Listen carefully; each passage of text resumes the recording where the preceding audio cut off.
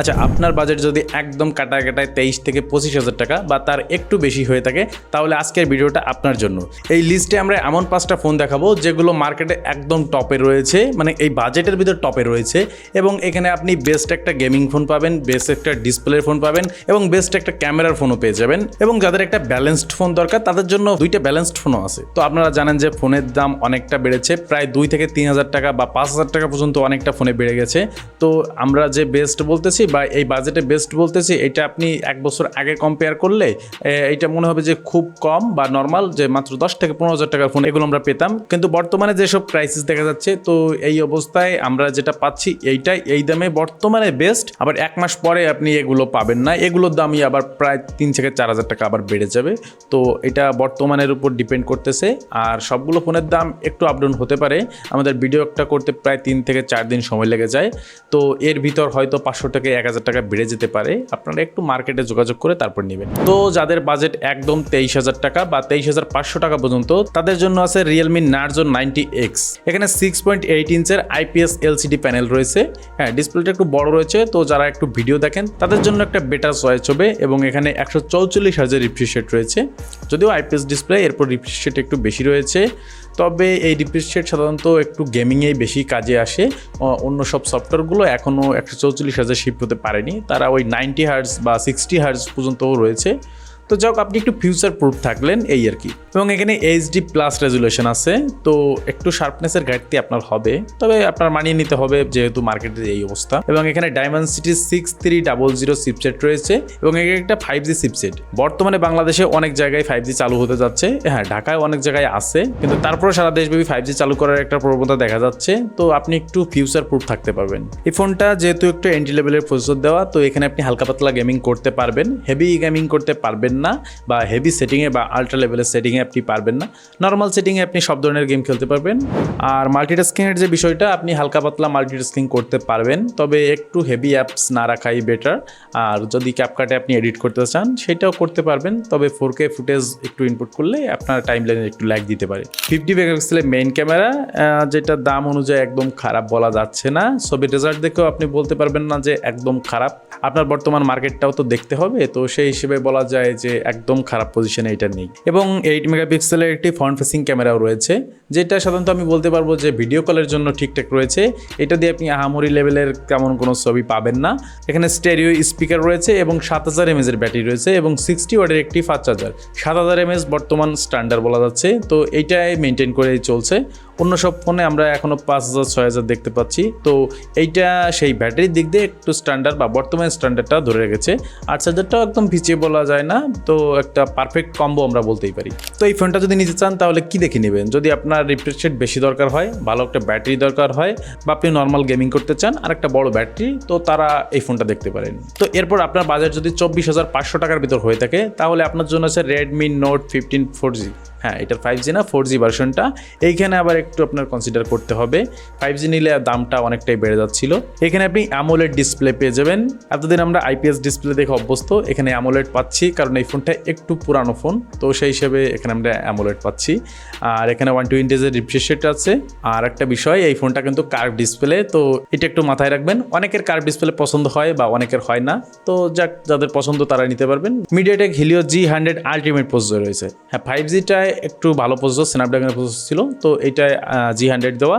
আর G100 বর্তমানে খারাপ পজিশনে নেই, মানে প্রসেসর ঠিকই আছে, বাট আমরা প্রায় 40,000 টাকার ফোনেও যখন G100 দেখতে পাচ্ছি, তো 20 থেকে 25,000 টাকার ফোনে আমরা কেন G100 পেলে অসন্তুষ্ট হওয়ার তো কোনো বিষয় নেই। তো এইটা এই দিক দিয়ে বলা যায় যে পারফরমেন্স ঠিক আছে। আর এইটা তো বাংলাদেশের একটা জাতীয় প্রসেসর, মানে প্রায় ওভারঅল অনেক ফোনেই আমরা এই G100 দেখতে পাচ্ছি, তো এইটা বলা যায় না একদম খারাপ লেভেলে। এখানে আপনি নর্মাল গেমিং করতে পারবেন, 2D গেমগুলো খুব ভালো চলছিল, আর 3D গেমগুলোও চলবে। ফ্রি ফায়ার PUBG আপনি খেলতে পারবেন, তবে খুব বেশি হায়ার সেটিংয়ে দিলে একটু সমস্যা হবে, বা হাই FPS দিলে বা আল্ট্রা শ্যাডো এগুলো অন করলে একটু সমস্যা হবে। তো এগুলো আপনার মানিয়ে নিতে হবে, একটু লোয়ার সেটিংয়ে আপনি ভালো একটা রেজাল্ট পাবেন। মাল্টিটাস্কিং বা হেভি ইউজে একটু সমস্যা করতে পারে। মাল্টিটাস্কিং আপনি অ্যাট এ টাইম অনেকগুলো অ্যাপস রাখলে ক্র্যাশ করার সম্ভাবনা আছে, আর যদি একটু হেভি গেমিং করেন তাহলে একটু হিট জেনারেট করতে পারে, তো এটা একটু মাথায় রাখতে হবে। এখানে 108 মেগাপিক্সেলের ক্যামেরা রয়েছে এবং 20 মেগাপিক্সেলের একটি ফ্রন্ট ফেসিং ক্যামেরা রয়েছে। যাদের আসলে ক্যামেরাটা একটু বেশি পছন্দ বা ক্যামেরার জন্য এই ফোনটা নিতে চান তাহলে তারা এই ফোনটা নিতে পারবেন। এটা গেমিং ফোন না ধরলেও এটা আপনার ক্যামেরা সেন্ট্রিক ফোন ধরতে হবে। তারপরে বলা যায় একটা ব্যালেন্সড করে রাখার চেষ্টা করছে, তবে যাদের ক্যামেরা পছন্দ তাদের জন্যই আমি এটা বলবো। 6000 mAh ব্যাটারি এবং 33 ওয়াটের একটি ফাস্ট চার্জার রয়েছে। এইটা বলা যায় না একদম ছোট, স্ট্যান্ডার্ড টাইপের বলা যায়, যেহেতু গেমিং ফোন না তো সেহেতু এটা স্ট্যান্ডার্ডই বলা যাচ্ছে। এবং এখানে স্টেরিও স্পিকার রয়েছে, গেমিংয়ের সময় এটা আপনার একটু হেল্প করবে বা ভিডিও দেখার সময় হেল্প করবে। তো এরপর আপনার বাজেট যদি একদম 25,000 টাকায় হয়ে থাকে এবং আপনার একটা গেমিং ফোনই দরকার, ক্যামেরাটা আপনার মূল প্রায়োরিটি না, আপনার গেমিং প্রায়োরিটি, তাহলে আপনার জন্য আছে IQ Z10X। এই ফোনটা আমাদের 3টা ভিডিওতেই আসছে। তো এই ফোনটা গেমিংয়ে এই বাজেটের ভিতর বেস্ট একটা পারফরমেন্স দিচ্ছে। এই বাজেটে অন্য কোনো ফোনে আপনি এর মতো পারফরমেন্স পাবেন না। এই ফোনটার দাম প্রায় 5,000 টাকা বেড়ে গেছে। এই ফোনটার দাম 20,000 টাকার ভিতরই ছিল, তো এই ফোনটার দাম 5,000 টাকা পর্যন্ত বেড়ে গেছে। আর নেক্সট 2-1 মাসের ভিতর তো আরও 2-3 হাজার টাকা বাড়তেই পারে। তো যাদের নেওয়ার ইচ্ছে আছে তারা এখনই নিয়ে নিতে পারেন। এই ফোনটা 6.72 ইঞ্চের IPS ডিসপ্লে রয়েছে, এখানে ফুল HD+ রেজলিউশন রয়েছে। তো রেজলিউশনের একটু ঘাটতি আপনি কম অনুভব করবেন, কিন্তু অ্যামোলেড ডিসপ্লে এখানে থাকলে একটু ভালো হতো। আর 120 Hz রিফ্রেশ রেট রয়েছে, তো এইটাও একদম খারাপ বলা যাচ্ছে না।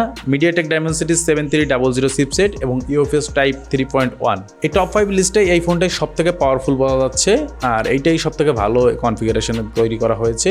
তো আপনারা যদি গেমিং ফোন বা ভালো একটা পারফরমেন্সের ফোন চান তাহলে এইটার বিকল্প অন্য কোনো ফোন হবে না। এবং এখানে 50 মেগাপিক্সেলের মেইন ক্যামেরা এবং 8 মেগাপিক্সেলের একটি আল্ট্রাওয়াইড রয়েছে। ক্যামেরা সেকশনে একদম পিছিয়ে নেই, যদিও এটা গেমিং ফোন, আপনারা এটাও ক্যামেরার জন্য টুকটাক হিসেবে নিতে পারেন।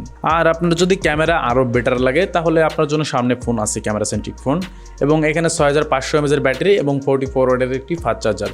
ব্যাটারি স্ট্যান্ডার্ড 7000 আমরা ধরি, তারপর এটা একদম খারাপ বলা যাচ্ছে না, যেহেতু আমাদের বর্তমানের মার্কেটটাও দেখতে হবে আর বাজেটটাও দেখতে হবে। 25,000 টাকার ভিতরে আমরা ভিডিও তৈরি করছি, তো সেই হিসেবে এটা আমরা খারাপ বলতে পারি না। চার্জারটাও ঠিক আছে 44 ওয়াট, তো এটা একটা পারফেক্ট কম্বো আমরা বলতেই পারি। আর এখানে স্টেরিও স্পিকার রয়েছে, তো গেমিংয়ে আপনি দুর্দান্ত লেভেলে একটা ভাইব পাবেন।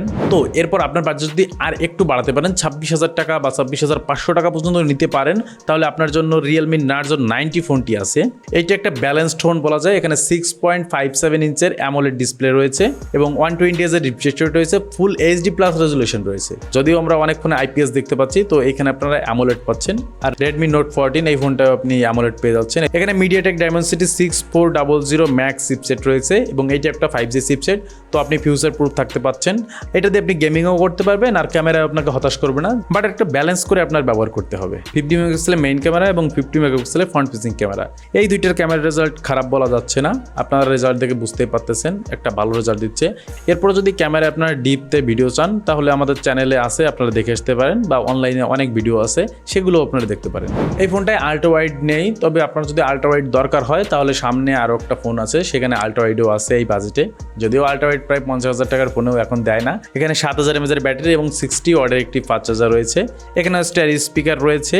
তো এটাকে আমরা গেমিং ফোনও বলতে পারি না, আবার ক্যামেরা ফোনও বলতে পারি না, বলা যায় একটা ব্যালেন্সড ফোন। তো যাদের একটা ব্যালেন্সড ফোন দরকার তারা এটা নিতে পারেন। এবং যাদের ক্যামেরা আরও বেশি ভালো দরকার তাদের জন্য এখন আছে স্যামসাংয়ের একটা ফোন, স্যামসাং A70 5G। হ্যাঁ, এটা একটা 5G ফোন এবং ফিউচার প্রুফ। বাংলাদেশে খুব তাড়াতাড়ি সারা দেশ জুড়েই 5G চালু হতে যাচ্ছে, ঢাকায় তো আছেই। আর এই ফোনটার দামও প্রায় 4,000 টাকার মতো বেড়েছে। এই ফোনটার দাম 23,000 টাকা বা 22,000 টাকার মতো ছিল, তো এই ফোনটার দামও অনেকটাই বেড়ে গেছে। এখানে 6.5 ইঞ্চের সুপার অ্যামোলেড ডিসপ্লে রয়েছে, বলা যায় এই বাজেটে ডিসপ্লের দিক দিয়ে টপ করছে এই ফোনটা। এবং এখানে 90 Hz রিফ্রেশ রেট আছে। যদিও আমরা বলছি যে অধিকাংশ অ্যাপসই এখনও সেই 90 Hzই আছে, 90 Hz থেকে 120 Hz ভিতর। তবে এই ফোনটা তো গেমিং ফোন না, এটা তো ক্যামেরা সেন্ট্রিক ফোন, তাহলে এইটা আপনার খুব চোখে পড়বে না। পিক ব্রাইটনেস 800 নিটসের মতো আছে, যেটা আউটডোরে আপনার ভিজিবিলিটি নিয়ে তেমন কোনো সমস্যা হবে না। তো এবার চলে আসি একটু ক্যামেরা সেকশনে। এখানে ক্যামেরা সেকশনে 50 মেগাপিক্সেল এবং 5 মেগাপিক্সেল একটি আল্ট্রা ওয়াইড দেওয়া হয়েছে। যদিও আমরা দেখতে পাই যে 50,000 টাকার ফোনেও বর্তমানে আল্ট্রা ওয়াইড দিচ্ছে না, তো এই ফোনটাই দেওয়া হয়েছে। এটা বলা যাচ্ছে যে ক্যামেরার দিক দিয়ে একটু এগিয়ে বলা যায়, আর যেহেতু ক্যামেরা সেন্ট্রিক এটা ফোন, তো সেই হিসেবে ঠিক আছে। 13 মেগাপিক্সেলের ফ্রন্ট ফেসিং ক্যামেরা, তো ক্যামেরার দিক দিয়ে এটা বলা যায় না একদম খারাপ চার্জ দিচ্ছে। আপনারা ছবির কোয়ালিটি দেখতেই পাচ্ছেন। এর থেকে আরও ডিটেলে জানতে হলে আমাদের চ্যানেলে ঢুকে ভিডিওটা দেখতে হবে। এখানে Exynos 1330 প্রসেসর ব্যবহার করা হয়েছে। এটা অতটা পাওয়ারফুল নয়, তবে গেমিং আপনাকে হতাশ করবে না। হ্যাঁ, যদিও 3D গেমিংয়ে আপনাকে একটু হতাশ করবে বা হায়ার সেটিংয়ে খেললে একটু হতাশ করবে, বাট 2D গেমিংয়ে আপনার তেমন কোনো হতাশার লক্ষণ আপনি দেখতে পাবেন না। আর একটা বিষয়, এই ফোনটা কিন্তু একটু হিট জেনারেট করে, একটু বেশি সময় গেমিং করলে হিট হয়। আর স্যামসাংয়ের ফোন সাধারণত হিট হয়, এটা আপনারা জানেন, অতীতেও হয়েছে, বর্তমানে হচ্ছে, ভবিষ্যতে জানি না কি হয়। আর স্যামসাংয়ের আরেকটা সমস্যা, 5000 mAh ব্যাটারি এবং 25 ওয়াটের একটি ফাস্ট চার্জার। চার্জারটা আপনি বক্সেও পাচ্ছেন না, তার মানে এইটা একটা খারাপ বিষয়। আর 5000 mAh বর্তমানে একটু খারাপই বলা যাচ্ছে, যদিও এটা ক্যামেরা সেন্ট্রিক ফোন, তবে ক্যামেরা কিন্তু ভালোই চার্জ বার্ন করে, একদম ফেলে দেওয়ার মতো না। এখানে যে ইউআইটা রয়েছে, স্যামসাংয়ের ইউআই তো বিশ্বের টপ ইউআই, ওয়ান ইউআই, তো সেই দিক দিয়ে স্মুথ একটা রেজাল্ট পাবো। স্মুথনেস বা ইউআইয়ের দিক দিয়ে স্যামসাংয়ের সাথে অন্য কোনো তুলনা হয় না, বা ডিসপ্লের দিক দিয়েও। আর এই ফোনটা দিয়ে আপনি রেগুলার টাস্কগুলো খুব সুন্দরভাবে করতে পারবেন, মাল্টিটাস্কিংও করতে পারবেন। র্যাম ম্যানেজমেন্ট স্যামসাংয়ের যথেষ্ট পরিমাণ ভালো আমরা জানি। তো এই ফোনটা আসলে কারা নেবে? যারা আসলে স্যামসাংকে একটু বেশি পছন্দ করে, বা যাদের একটা ক্যামেরা সেন্ট্রিক ফোন দরকার, আপনি খুব বেশি গেমিং করেন না, টুকটাক নর্মাল গেমিং করে থাকেন, বা আপনার যদি এই দামে এই ফোনটায় নিতে অস্বস্তি না হয়, যেহেতু 4000 টাকা বেড়ে গেছে, বা আপনার যদি কোনো অভিযোগ না থেকে থাকে, তাহলে আপনি এই ফোনটা নিতে পারেন। আর না হলে অন্য ফোনও আছে ক্যামেরা সেন্ট্রিকে যেটা আছে। তো ওভারঅল বলা যায় স্যামসাংয়েরটাই ভালো, তবে আপনার কিছু কিছু বিষয় মানতে হবে। 5000 mAh ব্যাটারি, একটু হিট জেনারেট করে, এইসব বিষয় যদি আপনি মানতে পারেন, তাহলে এই ফোনটা আপনার জন্য বেস্ট হবে। ফোনের রিলিজ অনেক পরিমাণ কমে গেছে, অনেক কোম্পানি ফোনই তৈরি করছে না, তো সেই হিসেবে সেইখান থেকে আমরা কিছু কিছু ফোন পাচ্ছি, সেগুলো আবার ভ্যালু ফর মানি না। ফোনের ক্রাইসিস মনে হয় 28 সাল পর্যন্ত থাকবে। কম বাজেটে আপনি খুব ভালো কিছু পাবেন না, বাজেট বাড়ালেও যে খুব ভালো কিছু পাচ্ছেন তেমন না। তো যাই হোক, এরপর আপনারা কোন টাইপের ভিডিও চান বা কোন ফোনের ভিডিও চান, সেটা একটু কমেন্ট করে জানাবেন, তাহলে আমাদের ভিডিও করতে একটু সুবিধা হয়। দেখা হচ্ছে অন্য কোনো ভিডিওতে, ততক্ষণের জন্য বাই।